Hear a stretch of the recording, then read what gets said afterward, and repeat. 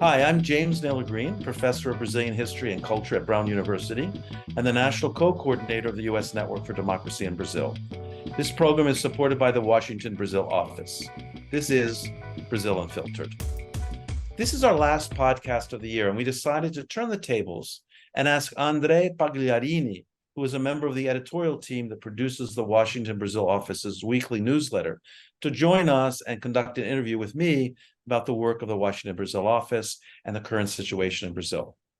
André is an assistant professor of Latin American history at Hampden-Sydney College, who specializes in 20th century Brazilian history. André, welcome to Brazil Unfiltered. Thank you for having me, Jim, to talk with you at the end of the year here as we look forward to what's going to be a really important 2024. I'm really pleased you asked me to have this conversation to close out the year with you. So should we dive right in? Sure.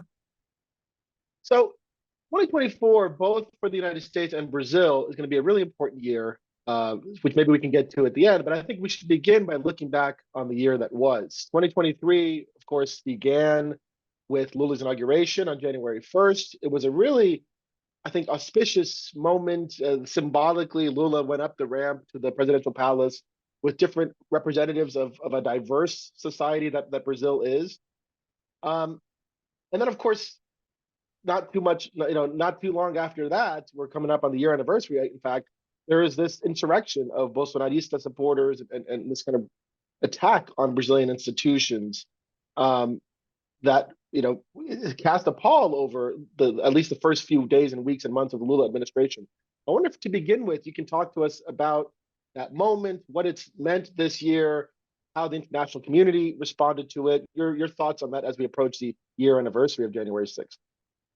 So let me back up a little bit to talk about what happened in 22, because I think this is really essential to understanding the way that the Washington, Brazil office and democratic forces within Brazil and outside of Brazil responded. We analyzed at the WBO that 22 would be a crucial year for Brazilian history, that the indications were that Bolsonaro was not going to play fairly, that he was already planting the seeds of the possibility of electoral fraud by challenging the legitimacy of the electronic voting booths, the electronic machines that have been used in Brazil very successfully since 1996. And so because of the experiences we had in the United States with Trump denying the election results of the 2020 election, we really anticipated something similar happening in Brazil, and we were right. And so one of the major things that we did over many activities over the course of 22 was to organize a delegation of 20 members, representatives of civil society and human rights organizations and think tanks to go to Washington, D.C., to speak with Congress, representatives from the White House, from the State Department, from the Organization of American States, to really spread the word about the fear that Brazilian citizens were having about the possibility of either the election results not being recognized or the military intervening to impose Bolsonaro should he lose the elections. And it was a very successful week, and it really raised the consciousness among congressional representatives and senators. They spoke out in a letter denouncing the potential threat to democracy in Brazil.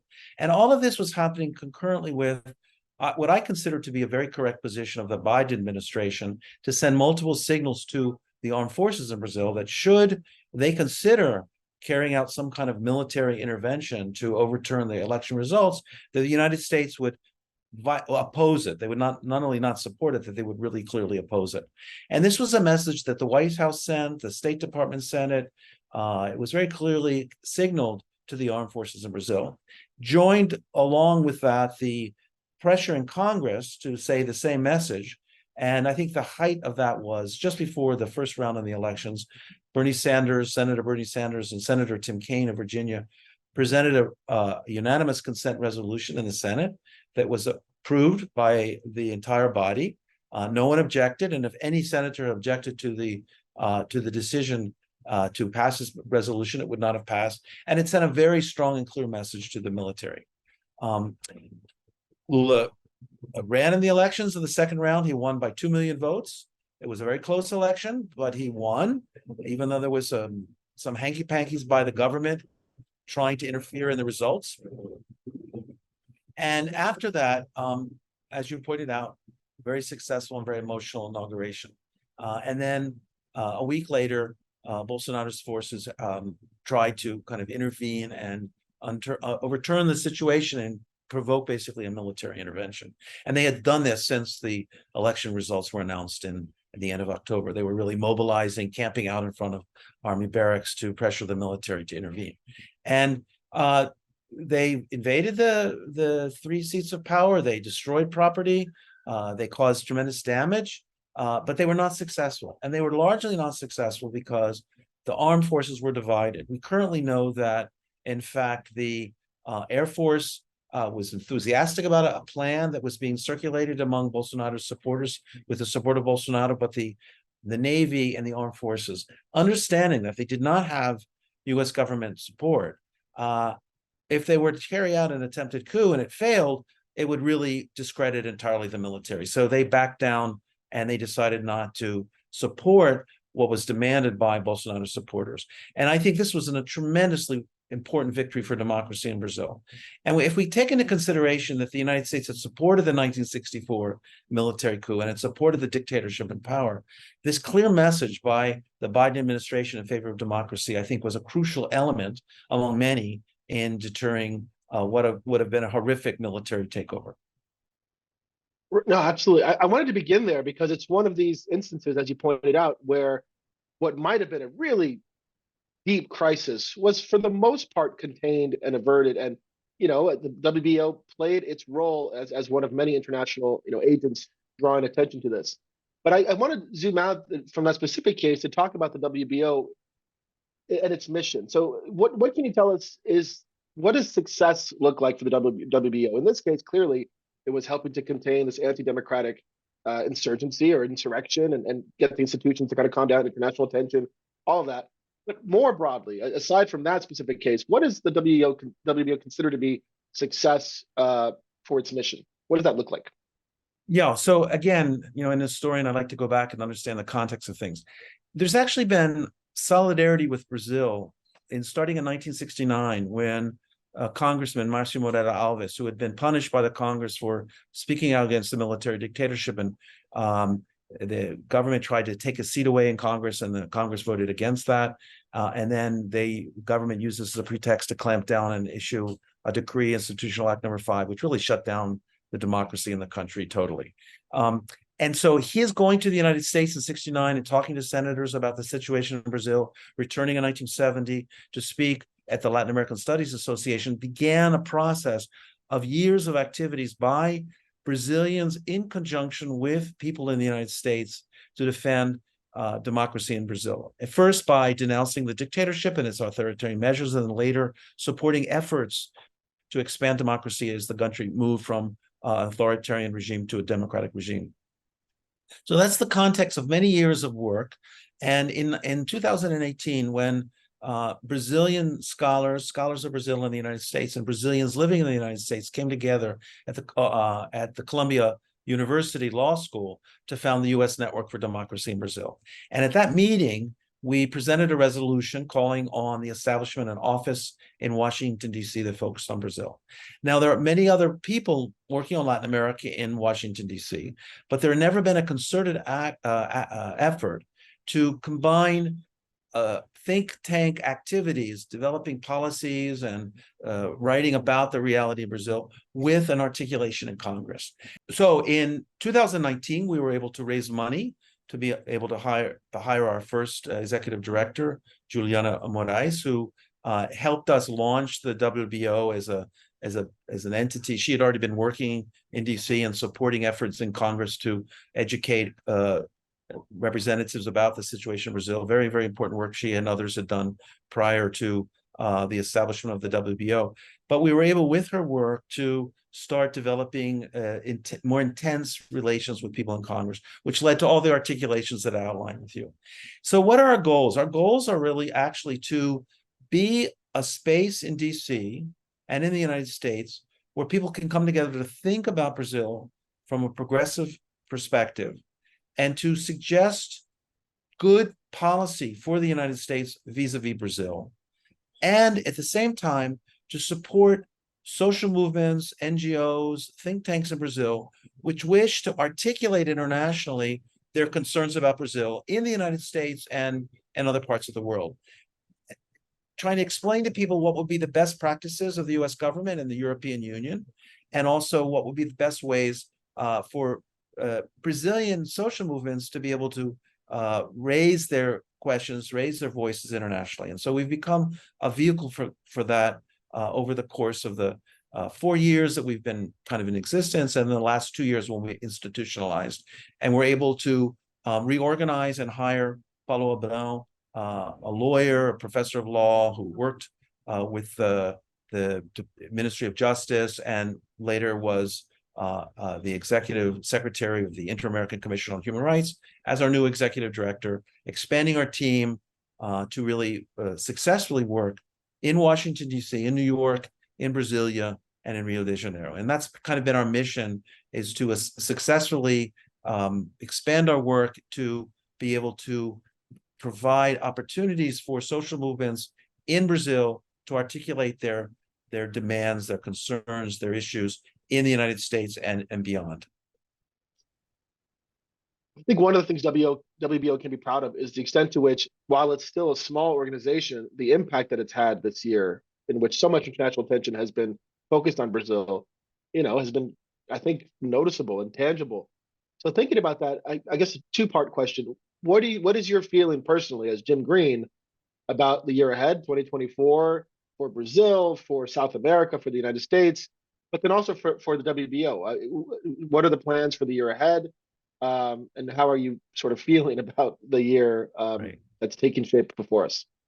So I think, for Brazil, the year has been a tremendous challenge because the Bolsonaro government destroyed so many aspects of progressive social programs and activities in the country. And so part of this year has been rebuilding Brazil and reconstituting commissions, entities, programs, policies that have been abandoned by the Bolsonaro administration.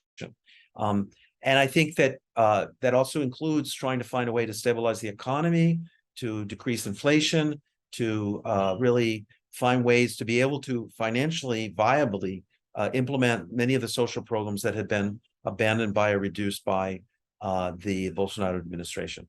And so I think that's the challenge of the Lula administration in Brazil, and they're working very hard at that. In terms of our work and our plans ahead, this last year, we really started prioritizing our areas of action. The first and the most important one that we initiated was working on racial equality and social justice in Brazil, working with a group of 15 Black social movement organizations in Brazil to help them determine their own agenda for what they wanted to articulate internationally, and becoming their technical advisors on how to carry that out, whether that's within the framework of the Inter-American Commission on Human Rights, or the Organization of American States, or in the US Congress, or at the United Nations, or even as we're expanding our work to Europe, building alliances there to be able to articulate these questions in Europe. So that's been a very important first work.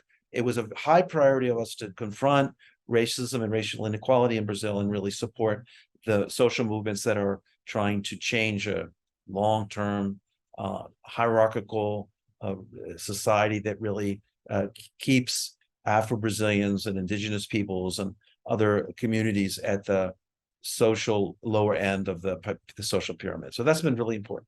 Our second area and a priority of ours, and this is an international priority as well, is the question of the environment and working with COP30, G20, and all the other bodies that are going to be raising the questions of the environment in the coming period of time. So we're working with organizations to find the effective ways to have a clear, concerted, coordinated international articulation around issues related to the environment. We've also been working closely with some of the human rights organizations that are very concerned about memory and history and the legacy of the dictatorship and the necessity to guarantee that the long-term results of the authoritarian rule in Brazil, the ways in which the military controlled the nation are addressed. And in this regard, we've initiated a campaign. We've written these organizations in Brazil, with the support of the WBO, have generated a letter to the Biden White House asking them to declassify and open up to the public all of the documents in the US government archives related to Brazil during the military regime. While it's normal practice for the US government to declassify documents, we've identified at least 1,000 documents and several important hearings that took place in which the material has not been released to the public, and we're going to call on we've called on the Biden administration to consider declassifying this documentation. And because next year, 24, is the 60th anniversary of the military coup d'etat of 1964, and because it's the 200th anniversary of the US recognition of independent Brazil in 1824, we're hoping that the US government will realize this is a marvelous gesture of goodwill between the two countries to make this material available to the public. And finally, another area that we've been working on very hard has been on artistic freedom and expression, the ways in which the previous government had carried out a series of campaigns of censorship and of repression of artistic expression in the country, and we're working to articulate an international agenda to guarantee artistic expression, freedom of expression in Brazil and in Latin America as a whole. And so that's another campaign that we're working on. We have 7 areas of work, and we're working slowly to build so that we can expand to cover all those 7 areas. But as you said, we're a small organization and we have to do it step by step. Related to the question of documents and historical anniversaries, I would note, right, that another thing that happened this year was this trip of a handful of progressive members of Congress who went to Latin America, went to Brazil, Chile, and Colombia.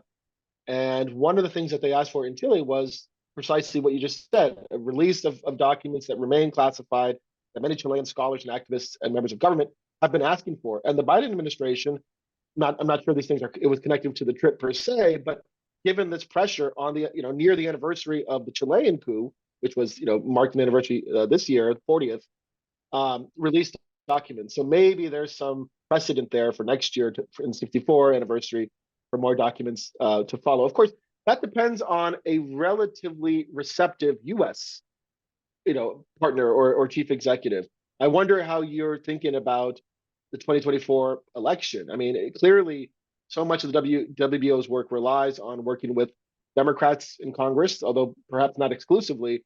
But do you see the scenario changing drastically, say, if Joe Biden is not reelected? How does that change what the WBO can think of doing, can hope to do? Or is it that the WBO is working at a congressional level that is not as impacted at the national level? I mean, how does that shape the work?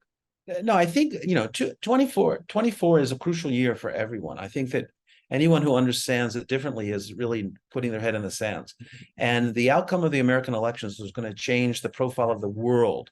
If Trump is reelected, it's going to mark a very, very bad period ahead. He's already announced his intentions to really move towards an authoritarian rule in the country and to repress his opposition and to shut down media outlets and get revenge on all the people who opposed him. So if he is elected, the country is really going to face, the U.S. is going to really face a serious period, and as will the world. And so this is going to be a crucial question. I think, if in the horrible outcome, Biden is defeated and Trump is elected, it will just mean we're going to have to step up our efforts, working with our allies in Congress, working with other allies and supporters to really continue to push for a progressive agenda. But it's going to be much harder. And I, quite frankly, I'm not looking forward to the thought of living for 4 years under Donald Trump. It'll really be a nightmare as far as I'm concerned if that happens. But we'll see. I mean, I think we're prepared for that outcome as a possibility. We'll have to really reinforce our work to be able to successfully work under the conditions of a very hostile national government. And I think Congress will become therefore a very crucial area of resistance to the regime. As you said in the beginning, it really, I think, mattered that Biden was president during the election in Brazil last year, right? Because it's one of those sort of hinge moments. Things might have gone very differently if a Trump Secretary of Defense was in power, or Trump CIA appointee, was in power. That really could have been important. Absolutely. Jim, still thinking about these big questions. One of the things that I've always admired about you is the way you combine a real scholarly legacy, really important works related to all these questions that we've been discussing, with an activist's passion and fire and tirelessness. I'd like to hear you talk about how you see your position at this stage in your career in Brazil, in the United States. How do you hope people see you in both places? How do you hope to contribute, I suppose, academically, but beyond as well? So, because I have a kind of an unusual history towards related to Brazil, because I lived in Brazil for 6 years before going back to graduate school and studying, and I lived intensely the period of the dictatorship as a leader in the left wing of the gay movement and as an opponent of the military regime as I studied at the University of Sao Paulo, very involved in all the activities against the dictatorship. I was very aware of the unequal relations of power between the United States and Brazil, where not only in a geopolitical sense, the United States dominated and had tremendous influence over the country, which provoked tremendous resentment to U.S. hegemony in the region, but also the way in which information flows go from the north to the south and very rarely go from the south to the north, which is why most Americans know nothing about Brazil. And in fact, in reflecting on this recently, I realized I only had one class in the 7th grade in my geography class about Brasilia. And that was the only thing I ever learned about Brazil in the entire period of my life before I did graduate work at the Cal State University, Long Beach, Los Angeles, and then at UCLA. So in fact, I've always been concerned about shifting to the extent possible this relationship of power between the United States and Brazil, which could indirectly be reflected in the way in which North Americans who worked on Brazil came to Brazil and studied Brazil. Although I think the overwhelming majority of people who work on Brazil are very sensitive to the people and the culture and the society, there's still an embedded unequal relation of power. And so my goal has always been to revert that, or to at least question it, be conscious of it, and find ways to subvert it. And that had to do with the ways in which, as a member of the executive of the Brazilian Studies Association, and then as vice president and president, and then years later as the executive director, I really thought to rethink that organization in a way that would create balance of power and relations of equity between Brazilians and scholars of Brazil working on Brazil in the United States, in alliance with scholars working on Brazil in Brazil. And so that's one part of it, which is really basically in professional organizations building a different relationship to the country. And then as the political situation worsened, as Dilma Rousseff was threatened with a parliamentary coup, which was carried out, as the country moved very sharply to the right, it became clear to me that a tradition which was very deeply embedded in Brazilian academia and in most professional organizations of the United States, which had not been the practice of Brasa, was required that we think about how we could appropriately, as professionals, speak out about academic freedom, the lack of rights of professors and university students in the era of Bolsonaro. And so the Brazilian Studies Association, starting in 2026, cautiously took positions questioning the lack of democracy in Brazil, the need to defend academic freedom and academics doing scholarly work there, and really taking a stand. And although there was a small resistance by a few Brazilians and a few US scholars who questioned whether we should take that turn, I think the overwhelming majority of the members of the association agreed to do that and did it enthusiastically. And so that concern broadened in the response beyond Brazilian Studies Association to the situation as Temer took power and then as Bolsonaro took power. And I think we can say that 95% of the scholars working on Brazil in the United States, whether they're people born as US citizens born there or scholars of Brazil who have moved and have built their career in the United States, that we really have become engaged in really thinking of ways as scholars we can be defenders of democracy in social justice in the country. And I think we've effectively done that, and the way in which so many scholars have joined the Washington Brazil office in giving contributions or to participate as research scholars, as you are, or writing for our weekly bulletin, or being a member of our board of directors, all have been very, very important in recreating relations between the two countries in very positive ways, in my vision. And that is also parallel to the work that I've chose to do over the years as a scholar, thinking about academic work that's not being produced in Brazil that I might have a privileged opportunity to work on, my work on homosexuality in Brazil, my work on the history of the opposition to the dictatorship, and other areas of research, which I think contribute because there's been a certain absence of that research, that work in Brazil that I was able to produce and to disseminate. And it's always been very important that my audience is primarily Brazilian, because I think that the work we do as Brazilianists should be very much in dialogue with the way our work is received in Brazil. And I'm very happy that practically everything I've written has been translated and published in Portuguese. So what my legacy is, I don't know. I mean, that's up to history to decide to what extent I'll have a lasting influence. Even though I will be retiring from Brown University next year, I'm not giving up my political activities with the Washington Brazil office, and I have 5 book projects in the make. So we'll see how many of those actually get done over the next 2 decades. Speaking of your activities in academia in Brazil and the United States, have you ever felt, and I ask this because WBO, a little bit of this, with this idea of an American, a US citizen working on Brazil. I know you have extensive, decades-long relationships and deep friendships. I've seen it as your graduate student when you've been kind enough to take me in tow to some of these meetings, and I meet people and I say, oh, Jim, they know Jim very well. But have you ever felt a kind of, this is a North American, or this is an American writing about these issues, because it's not specific to you, right? Sometimes, as you mentioned earlier, this history of an unequal sort of power distribution between northern hemisphere, southern hemisphere. How has that influenced or shaped your own work, or maybe it hasn't really? So, I mean, I think the first had to do with a unique experience I had being in Brazil from August 76 to December 81, in which I was a founding member of the first gay rights organization in the country, Group Somos, and was very important in building the left wing of that organization. There were some people who didn't agree with my politics and disagree with my vision, but I really built a lot of legitimacy by being on the ground, active and participatory. I also was connected to the left, and one would assume that people would have been afraid of me, thinking that I might have been a member of the CIA. And it's very interesting because I've talked to a lot of people over the years. Said, did you ever distrust me or think I was in the CIA? And they said, you were so different and unique and open and honest that it didn't even occur to us that could possibly be the situation. Now, more recently, there have been a small sector of the left that is very distrustful of the United States for many good reasons, and wonder what is the really intent of the WBO. Who funds us? How are we doing our work? Who makes our decisions?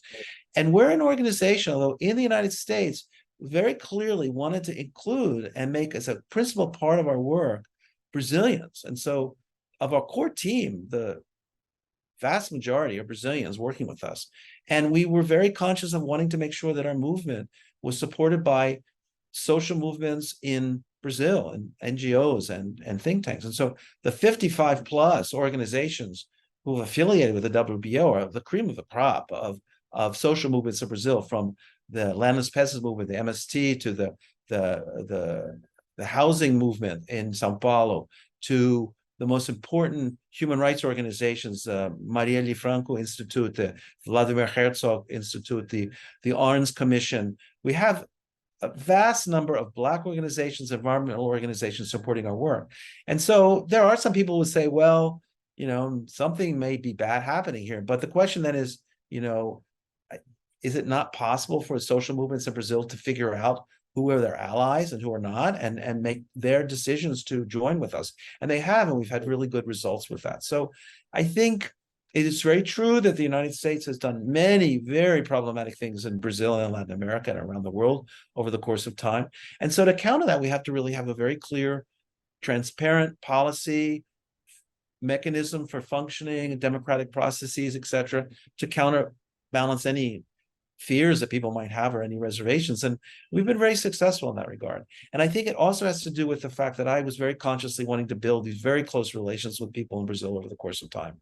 It's really funny, Andre, because in the United States, I can say I don't really know anyone of importance at all. I mean, I've met now some Congress people, some senators. I know one actor who got kind of famous. I don't know really anyone.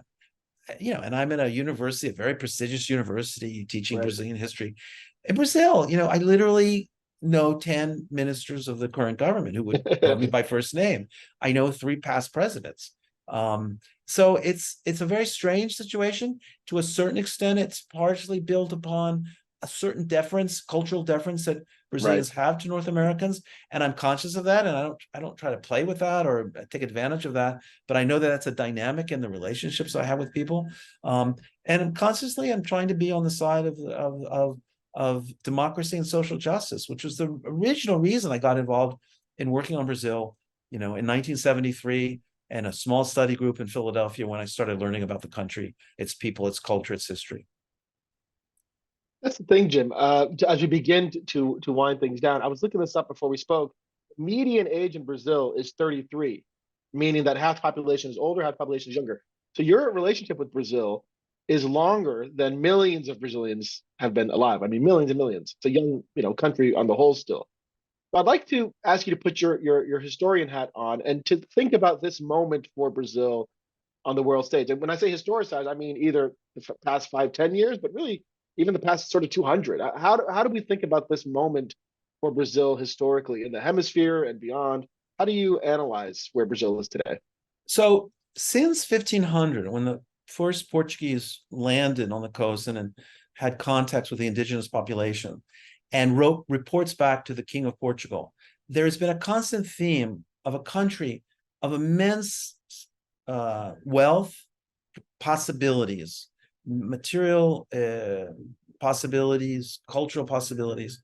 And this has been a constant theme. And there's a very strong sense among Brazilians that they've learned over the course of almost 100 years, if not 200 years, about the greatness of their country and the way they're proud of that. And that's been reflected in more recent years, in the last 60 to 70 years, in a foreign policy which really intended to promote Brazil as a global player, as an important member of the international community, with an understanding which was nonpartisan to a certain extent, in the sense that the right and then the left and then the military regime all shared, to a certain extent, a common notion of Brazil's grandeur, its greatness, or its potential for greatness, and have tried to carry out a foreign policy in that regard. And so in 1961, Jânio Quadros reinforced what had been a certain policy of Getúlio Vargas during World War II or before World War II, of somewhat a neutral, non-taking sides. The Brazilian government did enter World War II on the side of the Allies against fascism, but a notion of the need for Brazil to establish a certain amount of autonomy and independence and develop an independent foreign policy that would meet its own national needs as it built alliances internationally.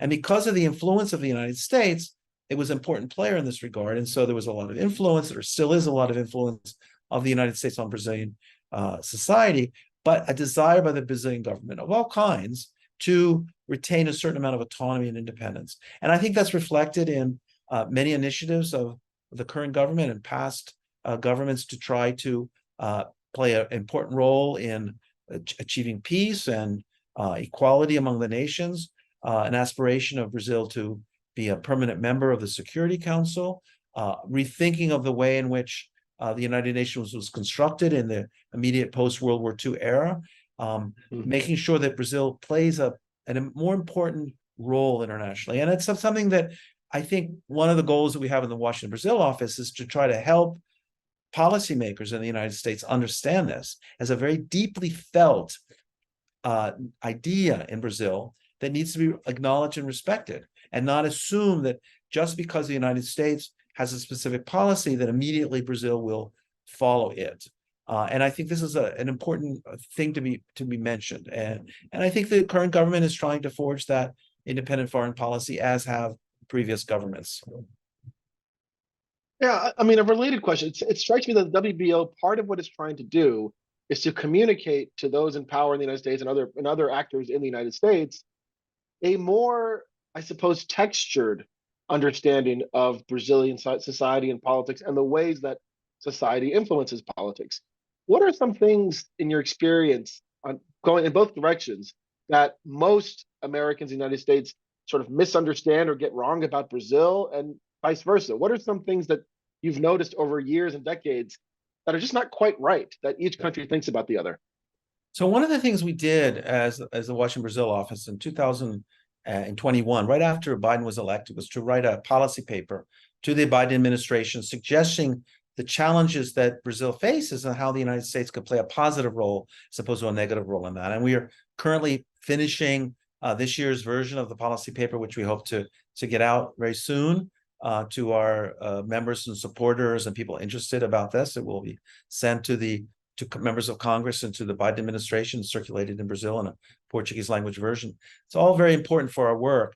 I think over the years, the most important thing is to really make sure that U.S. foreign policymakers, congressional representatives, really respect and acknowledge the importance of Brazil as an international entity, as an international body, a country of tremendous size and wealth and potential and population that needs to be truly respected and not treated as some auxiliary to the United States or some country that will automatically, unconditionally back every single policy position of any government in the United States.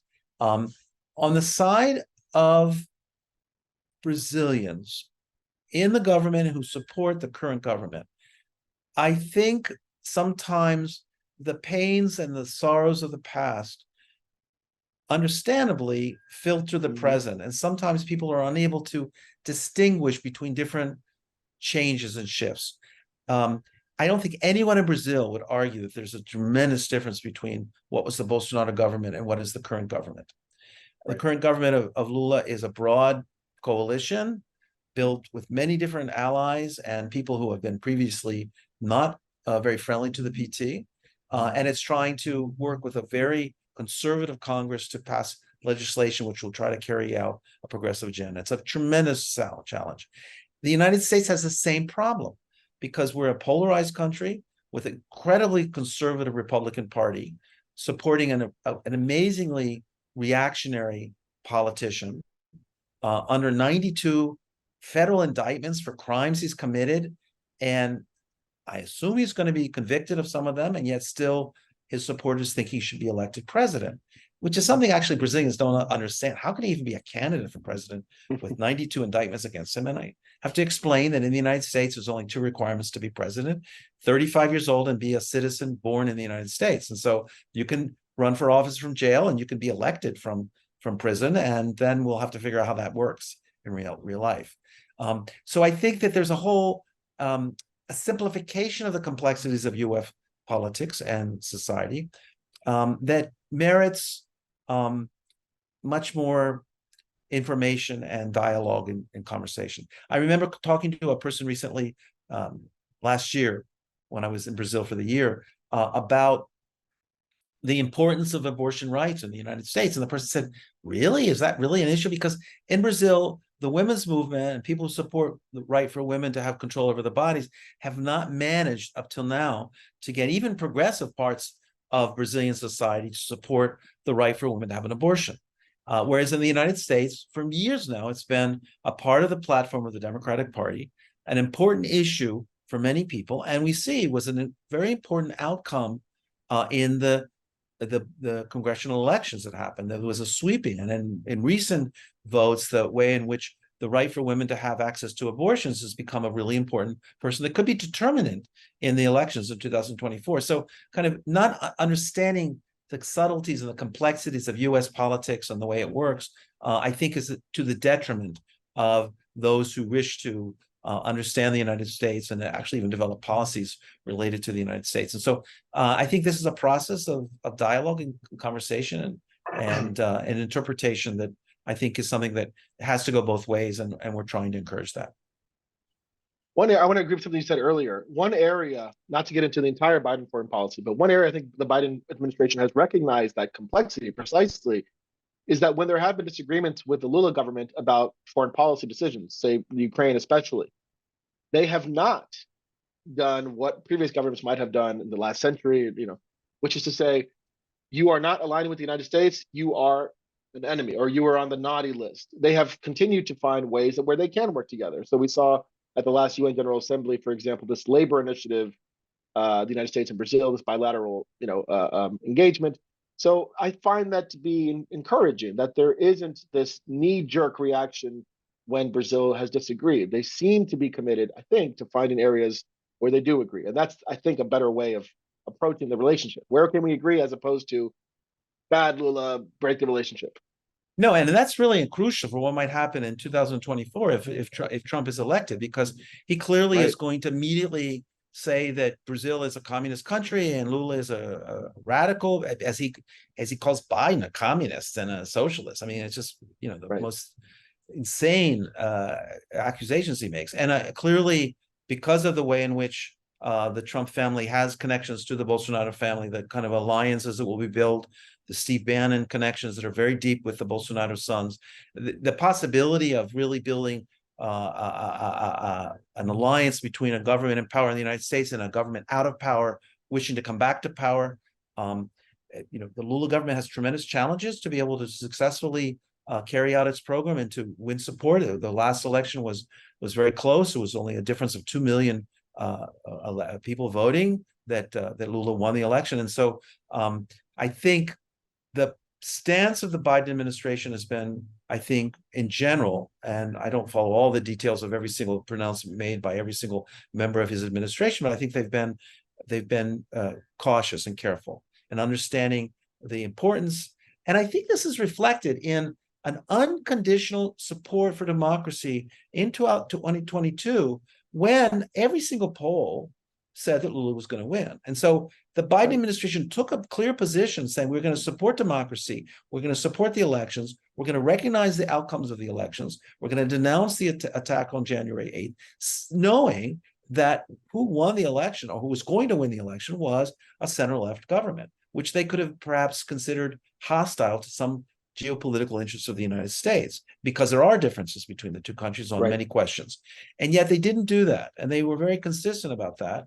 And I think, historians will really give us the last word on this, but I think from what we know already, the role that people played to pressure the armed forces to not intervene was essential for the existence of the Lula government, because it could have turned it another way. And because Bolsonaro had mass support, it could have been mobilized, and it could have been mobilized to really challenge the government and really provoke a civil war in a way that would have been horrendous for the country. And we averted that. And partially that was averted because, mostly because of the efforts of people in Brazil, obviously, but the international pressure on the armed forces, in my mind, was determinant in their backing off and realizing that this would be a fatal blow to them if they misstepped and supported a coup that was unsuccessful because it didn't get U.S. and international support. And so in this regard,